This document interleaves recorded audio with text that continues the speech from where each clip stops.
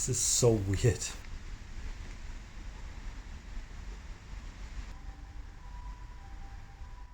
Hi again. Just arrived back in Warsaw. Took a 4-hour bus ride from Krakow. Pretty tired because I stayed in a hostel last night, but gonna go to the new accommodation here. Hopefully that's gonna be a bit more comfortable. So we'll go there, get settled in, and then there's a couple of things here in the city that I wanted to show you this time around. So stay tuned for that.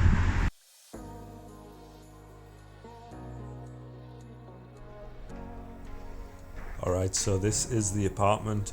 Just a very small, basic apartment, right in the centre of the city though. Location couldn't be any better. No frills, just the general necessities, and yeah, single bed.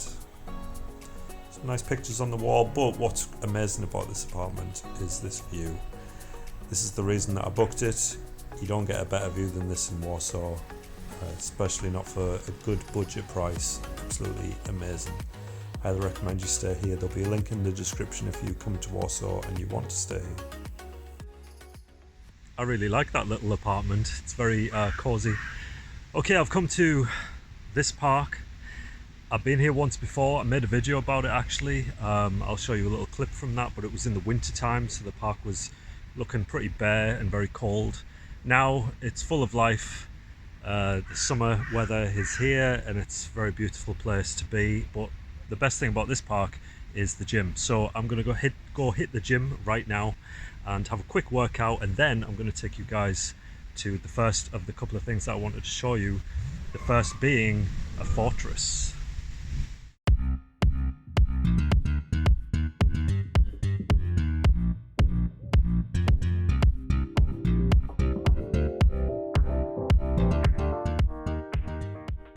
Alright, that is the workout complete. It's time to leave this paradisical little place and head to the forest. It's right next to the park. I'm having a little bit of trouble finding the entrance. There's signs of it.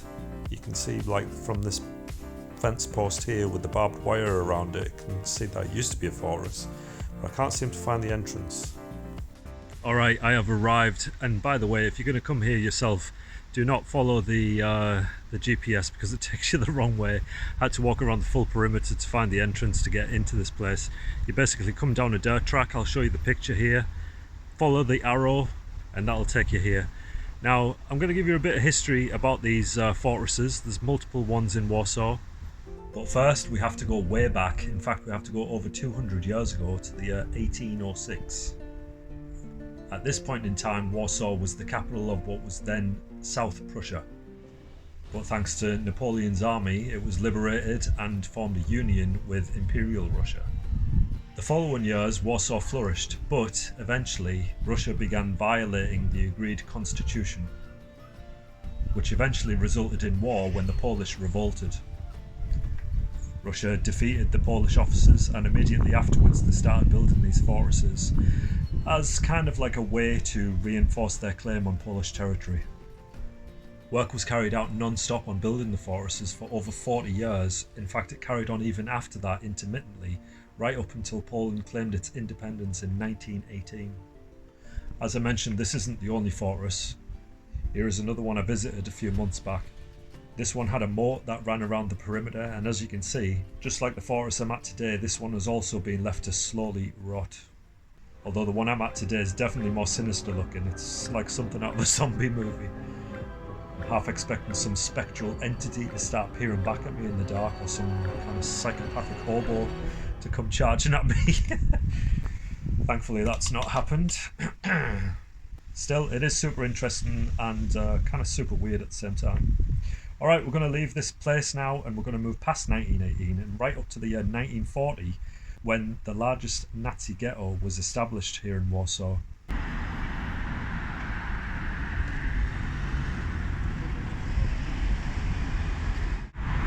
Alright, hope you enjoyed that quite eerie exploration. This is the second thing I wanted to show you. This is a fragment of the ghetto wall, the wall that housed the Jews during the Second World War. It's not a nice thing to think about, especially when you consider the fact that Nazis had close to 500,000 Jews crammed into these walls, and the walls only covered a square area of 1.3 square miles. Living on less than 180 calories per day, thousands died from starvation. And hundreds of thousands were either shot, gassed, or died from disease. These walls are all what remains of this evil monstrosity. There's a few dotted around Warsaw. This is another one 1 kilometre away. I'll put the links in the description for you, so if you come into the city and you want to visit the fragments yourself, you'll be able to find them more easily. Alright, and that is the end of the vlog. If you want to see the next video that's coming up, it's going to be sticking with the war theme. I'm going to be doing a little video on the Tomb of the Unknown Soldier, which is a very famous monument in Warsaw. Make sure you don't miss it by subscribing, and hopefully I'll see you in the next one. I'm going to leave you now with the beautiful sunset from my apartment. If you want to stay there, as always, there'll be a link in the description. Until next time, ciao.